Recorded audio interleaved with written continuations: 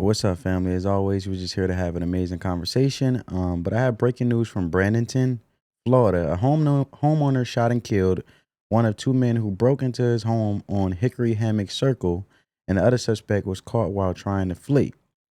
It's a stark reminder of the dangers homeowners face and the need to protect yourself and your loved ones. But what really happened that night? What does this tell us about the state of crime and immigration in America today? But before I get into adding my more perspective and insights, I want to check out this video with you guys. So check this out. A homeowner shot and killed one of two men who broke into his home in Bradenton, and the other suspect was caught while trying to run away. Two men with masks on were spotted on the homeowner's surveillance camera trying to get through the back of the house on Hickory Hammock Circle last night. News Channel 8's Mackenzie Laporte joins us live with the latest on that investigation. Mackenzie. Yes, and now the Manatee County Sheriff's Department has identified both suspects. There was a first appearance today where Michael Sotomayor took the stand. Now he is going to be held in jail until his next hearing, and he's being charged with armed burglary, with possibly more charges pending. The bottom line is, this is the state of Florida. You want to break into someone's home, you should expect to be shot. The night after Christmas, two masked men broke into a Bradenton home. One shot and killed, the other caught blocks away on foot.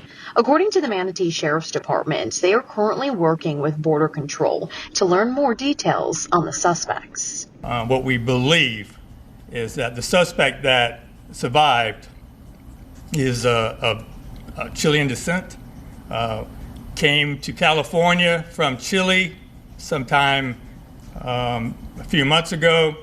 I guess if you are from Chile, Border Patrol gives you a 90-day visa. That visa was supposed to expire in September. Suspect never returned back to Chile. Somehow made it to Tampa about six days ago. While the investigation is still ongoing, the neighborhood of River Club shared their fears as they heard gunshots ring in. Well, we were just watching a movie and my dad was by the window and he goes, I'm pretty sure I just heard some gunshots. Levi New Cedar alongside his mother were visiting for the holidays. 8 on Your Side caught up with them before heading off to the airport. Then we learned that there's still one guy out there and I was pretty scared for a little bit, I'm not gonna lie. Now, residents who have lived in the area for 20 plus years have said that they're not only shocked that this happened days after Christmas, but in this area specifically. Yeah, I can only imagine how they're feeling. So what was happening earlier today when you arrived on scene? I mean, were residents out and around that neighborhood?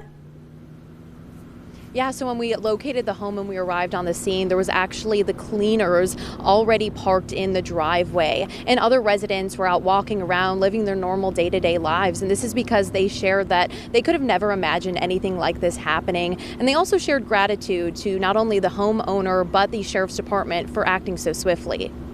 Well, there you have it, folks. But I also want to add a little bit more context before we watch the next video, because I like to cite my sources and not just get information from one source.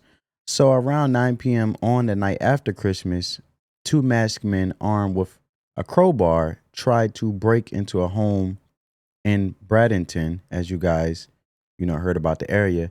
And the homeowner who was inside with his wife received an alert from his home security system and saw the intruders trying to pry open the back window. He didn't waste any time grabbing his firearm, and he told his wife to get to safety. What happened next? He came face to face with one of the suspects, and basically one of the suspects got smoked. Now the other ran, but was caught blocks away. But this is the kind of holiday cheer we don't usually hear about. Criminals facing consequences for their actions. But before we continue to talk about it, I want you guys to check out the next clip. There you go. Good evening and welcome tonight. I'm Mark Wilson in for Linda Hurtado. And I'm Haley Hines. Thanks for joining us. First at 5, they were masked and armed with a crowbar. But two men who broke into a Bradenton home last night ended up coming face to face with a homeowner who was armed with a gun. Investigators say the homeowner fired shots, killing one of the intruders. The other ran off but was arrested blocks away. As Fox 13's Kimberly Cuizon tells us, the sheriff is now praising that homeowner. Manatee Sheriff Rick Wells says the homeowner did exactly what was needed to be done to protect his family. He says the suspect, who was arrested, came to the U.S. on a 90-day visa from Chile that expired in September. Just after 9 Thursday night, a man and his wife were in their home on Hickory Hammock Circle in Bradenton's River Club when they got a security alert. They hear this commotion going on. They see these suspects that are masked up, trying to break into the home. Now, before he continued to go in more details, just think about for a second. This is where the situation get complicated because Soto Mello should have been deported a long time ago because he overstayed his visa, right? So the fact he was involved in break-ins is just another tragic reminder of how careless the immigration policies and poor enforcement can have dangerous consequences. And when you really think about it, when they explain about, you know, the county sheriff's department, and shout out to them for moving very swiftly and moving very effectively to identify the suspects, Michael Soto and Jorge Flores Toledo. Soto Mello, who survived because one of them got smoked, like I said, was arrested trying to run, while Flores, who was from Mexico, tragically died from his injuries when he got shot from the homeowner. So Soto Mello, according to the authorities, overstayed the 90-day tourist visa he received to enter from the U.S. from Chile, and he had been in Tampa for about 6 days before this break-in occurred. Right? So it's just mind-boggling to me that these people just break the law. They stay in America because they ain't going home. So they're like, look, we got here with the 90-day visa, and we staying here even though that joint expired. We don't care what y'all saying. We love it here, and America is the way, and we're going to stay here and make it my home. So basically, they want to do what they want to do when they want to do it, even though they're illegal at that point after the 90-day visa expired. So now you already committing a crime by just being a legal immigrant. So these people, not only did he commit a crime by being illegal, but then on top of it, the entitlement to commit criminal acts. And if I'm not mistaken, as we watch more of the video, one individual, he had a warrant out for his arrest. So once he already committed a crime, he should have already been deported a long time ago, like I said. So no matter how you look at it, either way, both individuals from both standpoints should have been gone. But let's continue. Pry that window open. The homeowner only had seconds to act. He knew that something bad was about to happen, and he didn't stall. He grabbed his firearm. He told his wife to get into a safe spot. Manatee Sheriff Rick Wells says the husband came face to face with the masked men. One was already inside his home and another was climbing through a window.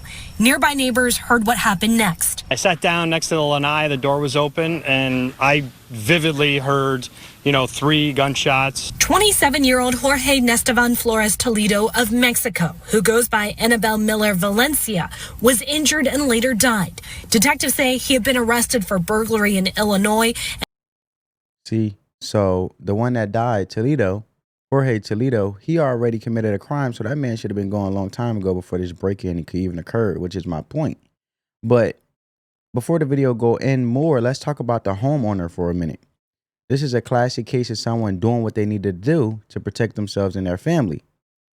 American people basically standing up and being courageous against something so heinous in regards of basically an individual going in someone's home, intruding, and basically committing a home invasion. If you look at it in the point of, look, I'm ready to come up in this joint. I don't care who house this is. The same way they stayed here and overstayed, they stay like, look, this is my home and just as much as yours.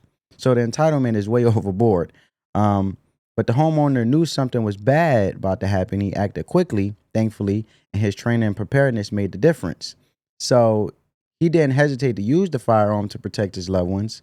And that's kind of the proactive defense that's not only legal, but encouraged in Florida. But don't believe about me saying it's encouraged in Florida. Sheriff Rick Wells praised the homeowner, saying he did exactly what he was needed to do to defend his home. And in Florida, if someone breaks into your home, you can and should expect to protect yourself. And that's exactly what the homeowner did. So the Second Amendment isn't just a right, it's a tool for safety. And in this case, it worked exactly as it was intended to. So let's continue. And had an active warrant for a parole violation. The other suspect, 39-year-old Michelle Sotomelo, ran off. A Manatee Sheriff's K-9 stopped him a few blocks away. I praise this husband for doing what he needed to do to protect his home and protect his family. Sheriff Wells says Sotomelo entered the U.S. from California on a now expired 90-day visa from Chile. Somehow made it to Tampa about six days ago. Investigators are now working to determine if Sotomelo and Flores Toledo targeted other homes. In court, Sotomelo used a translator as he was ordered held in custody. I just want to say that I never had any firearms or killed anybody. I don't want you to interpret any facts of the case. While deputies are working to figure out why the pair came to Manatee County, Sheriff Wells says there's one undeniable fact. The bottom line is, this is the state of Florida. You want to break into someone's home, you should expect to be shot. Additional charges are pending, and detectives could charge Sotomelo with felony murder since his accomplice died while carrying out a crime. In Manatee County, Kimberly Quizon, Fox 13 News. Well, there you have it, folks. So I want to dive a little bit deep and have a conversation now. We got the context, we watched the videos, talk about immigration issues, legal versus illegal. Now, in this case, highlights a bigger issue, like I said, illegal immigration, right? We don't know for sure whether Flores Toledo was in the U.S. legally or illegally, but it doesn't matter. The point is, we have individuals in this country, both illegally and legally, overstaying their visas, who are committing crimes. And that's a problem that needs urgent attention. We all seen the debates on immigration, but here's the reality. When someone overstays their visa or enters the country illegally, they become a risk to public safety. So these aren't isolated cases. They're part of a much larger issue that we need to address, right? And then going into the broader context when it comes to border security and public safety. This incident isn't just about a homeowner defending himself. It's about the broader consequences of a weak border enforcement, which we all know happened under the Biden administration when they opened the border and just said, welcome to everybody, enjoy in the morning. It's about individuals coming in this country on a visa, deciding to stay illegally, and then committing crimes. I'm not just talking about people crossing the southern border. I'm talking about everyone who overstays a visa or enters the U.S. without proper documentation. These individuals should be prioritized for deportation. After all, they already have broken the law by overstaying their welcome anyway. So, of course, there are those who will claim that this is somehow racist or unfair, especially when it involves individuals from other countries and the media in reaction to self-defense, because we all know how the media loves to spin things. But the reality is, if you break into someone's home, regardless of your background or immigration status, you should expect consequences. And those consequences aren't about race. They are about safety. This isn't a case of targeting anyone. It's about protecting your home, your family, your right to live without fear of criminal invasion. It's frustrating to hear these narratives from the left, like Joy Reid, who basically is an anchor who's getting a pay cut from MSNBC, with all her vile, divisive rhetoric, who claim that holding criminals accountable for their actions is somehow discriminatory. But when you break into a home, when you're putting lives at risk, I think it's common sense here, folks. The focus should be on the actions of the criminals and not the identities of the victims or the perpetrators. But at the end of the day, you will get smoked. Peace, family.